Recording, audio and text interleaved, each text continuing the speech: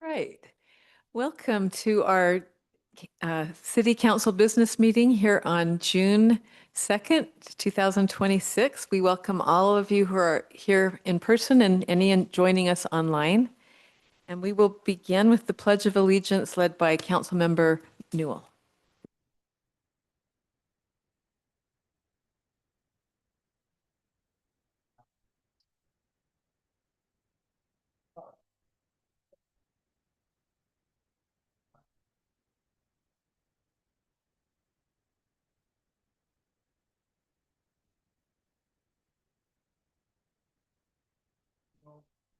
Thank you.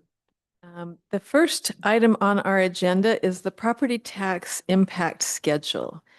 Our budget officer, Scott Jurgis, will present and make available to the public a property tax impact schedule as a separate document from our other budget documents.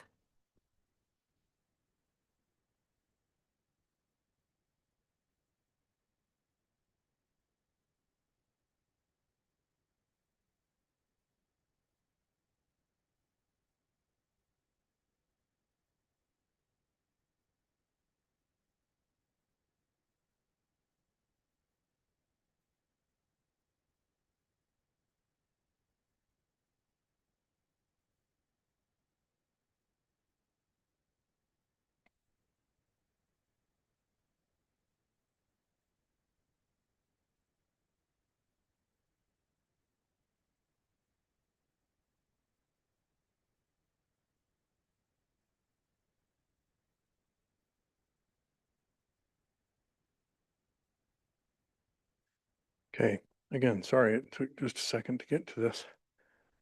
Oh, there we go. Okay. So with our budget,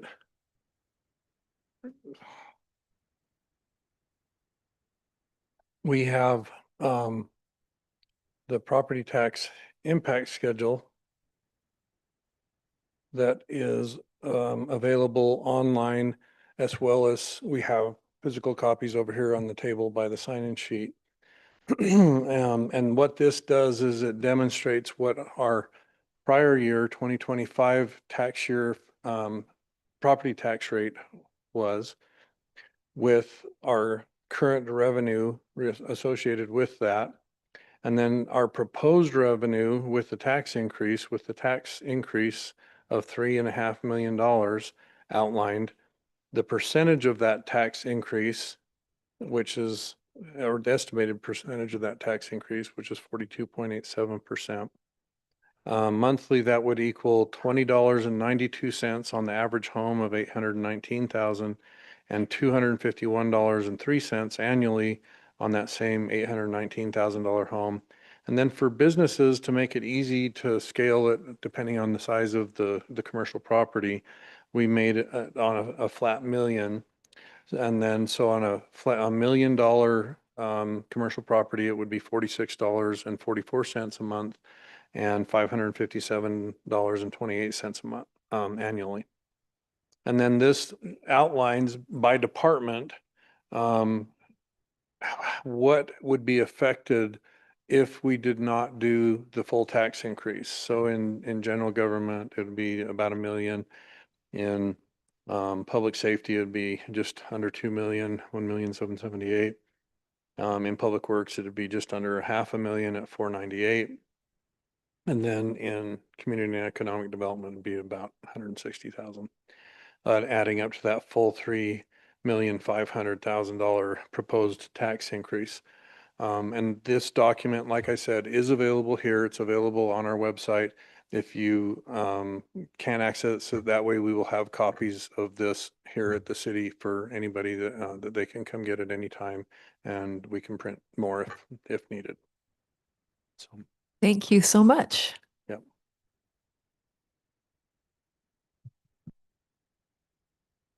The next item on our agenda at this business meeting is a public hearing on tentative budget for the city's 2026-27 fiscal year.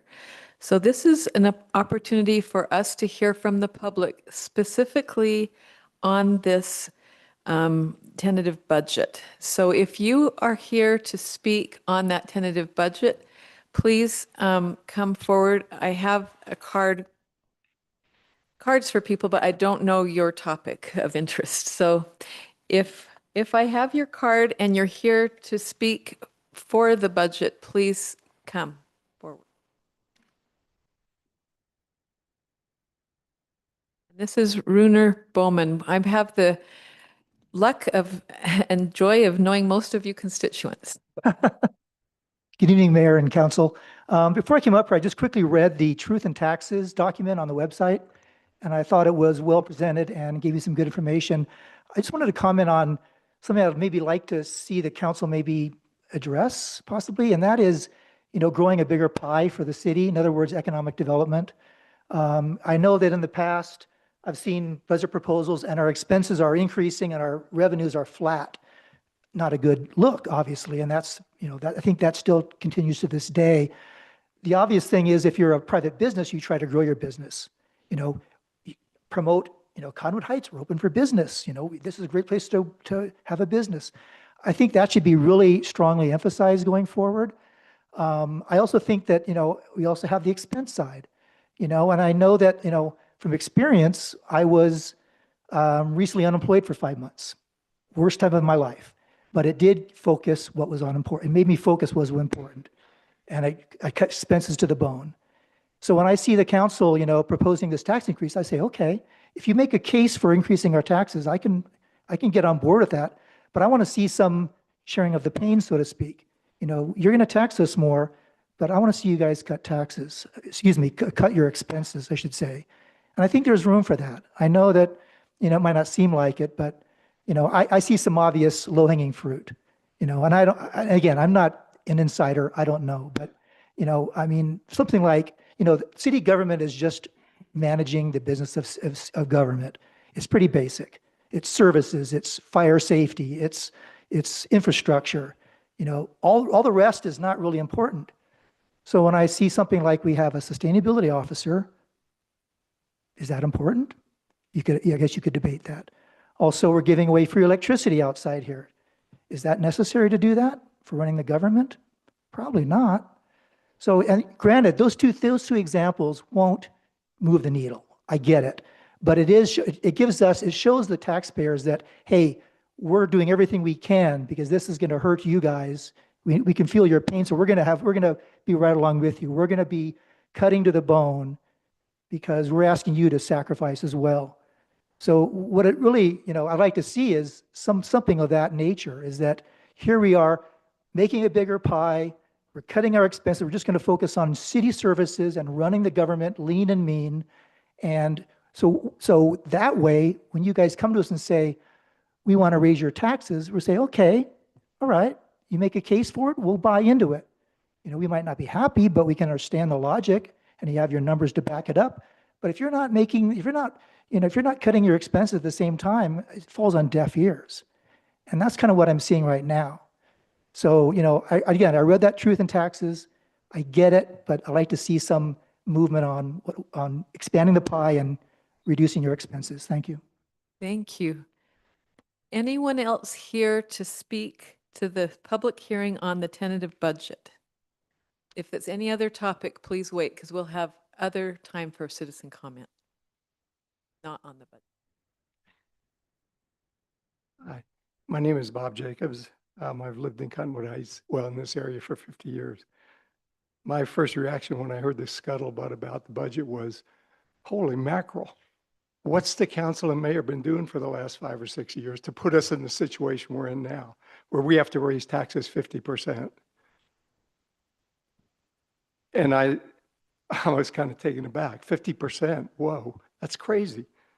But then I looked at the numbers. When I get my tax bill, Canyon School District, $1,300. Canyon School District debt, $500. State school levy, $600. That's $2,400. Salt Lake County, $500. Salt Lake County Library, $200. Central Water, $200. Cottonwood Heights is $500. I'm just using basic numbers off my experience. $500, okay, 40%, 50% of that, that's $200. $200, that's $5 a week, let's say. $5 a week. I can't even go get a latte at Starbucks for $5. I can get a coffee or iced tea for $5 a week. I get my city government back in shape again, hopefully. Personally, I'm living mainly off Social Security, okay? So I'd rather see 100% increase in the taxes and Cottonwood Heights City do a lot of things for the city that we're not doing now. Why don't we run a trolley up and down Fort Union Boulevard so people don't have to drive to get places? Why don't we get a couple of golf carts and run a little loop between Hillside Plaza, City Hall, and the rec center so people can get around our city for free and leave their car at home?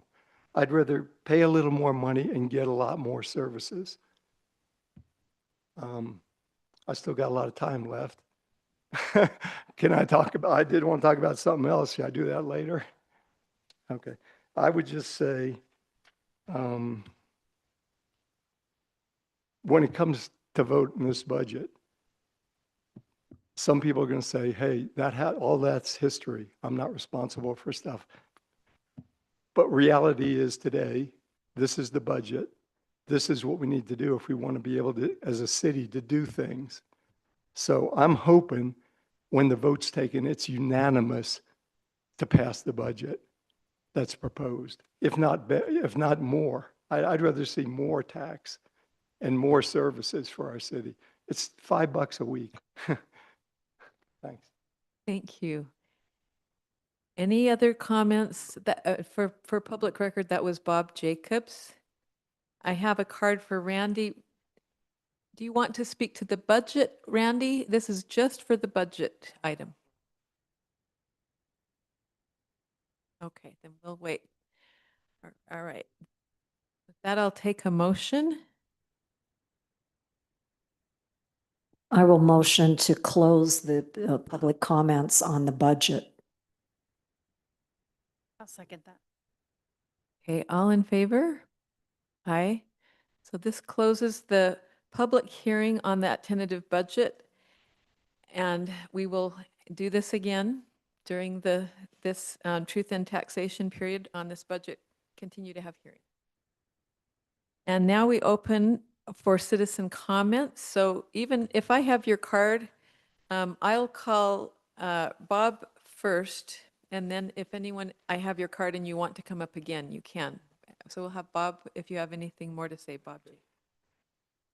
I'm sure you guys are tired of hearing about all this, Utah Renewable Coalition. But I just want to say my last words here. I was at the meeting last time when we took the vote.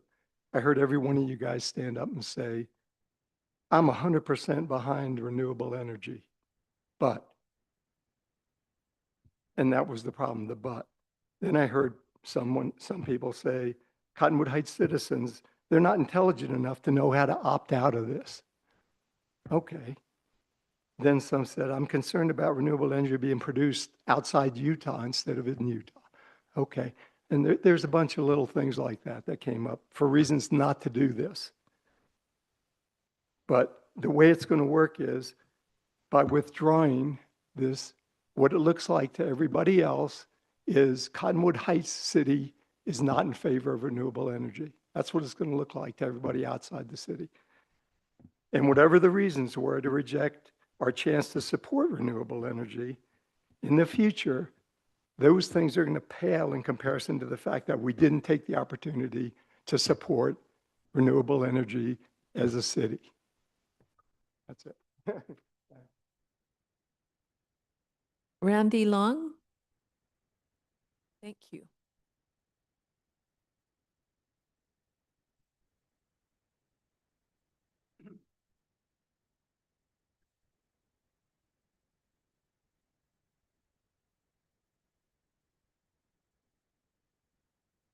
Yes, I'm Randy Long, and the Bonneville Shoreline Trail should be included in the budget, if it isn't. That most, a lot of the other entities that are involved in that trail, whatever, have it either finished or close to finished. Salt Lake City has that trail finished. Sandy Sea has close to finished except for one short section. The same goes for Draper, again, one short section. The Cottonwood Heights is lagging behind on it. We've only got one section as far as I know that's finished. That's the one from Big Cottonwood to Ferguson Canyon. After that one gets finished, if it isn't, then the committee wants to go on to Death Smith Canyon. And again, that needs to be done. Now, I don't know where they want to go after that, but whether they want to end that old abandoned Jeep Road or what, I don't know. But again, it needs to be finished anyway. Same with North of Big Cottonwood, that needs to be finished behind the gravel pit, whatever. Gravel pit, it's not going to be there very long if it's there even now. So we won't get noise from it and all that anymore. So again, that trail needs to be finished. Again, we're lagging way behind now. Now Holiday Sea is also way behind on it. So is Mill Creek. But we don't need to follow them. We need to follow these others that are almost finished. Thank you. Thank you. We appreciate all these comments. Is there any, Runer, do you want to say anything? Okay, one more. I was thinking of my feet these days. I don't know. But anyway, I just wanted to comment. You know, I would disagree. I would say that this city council or the Cottonwood Heights in general is hugely supportive of renewable energy. Look at the roof on this building. It's covered in solar panels. We have a massive solar array we put on this building, and we spend $155,000 of taxpayers' money on it. And Blue Sky ratepayers pay the 80% balance. So there goes the Blue Sky money. So they spent their money on the rooftop solar. We spent money on the rooftop solar. I'd say we're, you know, more than other cities. We're definitely in support of renewable energy. Thank you. Thank you. Again, we thank everyone for their comments this evening. And we will move on to the next item on our agenda, which is action items. We have consideration of resolution 2026-35, emphasizing severe drought conditions and providing enhanced water conservation measures for city residents and businesses. Is there any comment on this from our staff or from the council? I would like to thank our Public Works Director for being proactive on this and bringing it to our attention. We know that right now it's not an ordinance that we are going to enforce, but bringing the awareness of the importance of being water wise, particularly in this drought year, I think it's a good signal to all of the residents that we as a city are aware. We took some action. There was quite a bit of pushback on Facebook for having closed the splash pad for just 2 days a week, but we should reemphasize that that is not a circulating system. It's on its last leg. And so we're trying to do our part as a city to also conserve water. And we appreciate that the residents will do the same. So thank you, Matt Shipp, for bringing this to the council. Any other? Okay. With that, I'll take a motion. I'll make the motion to accept resolution 2026-35. I'll second. Oops, sorry. I'll second.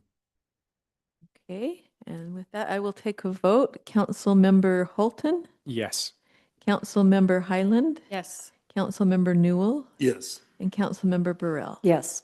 And I also vote yes.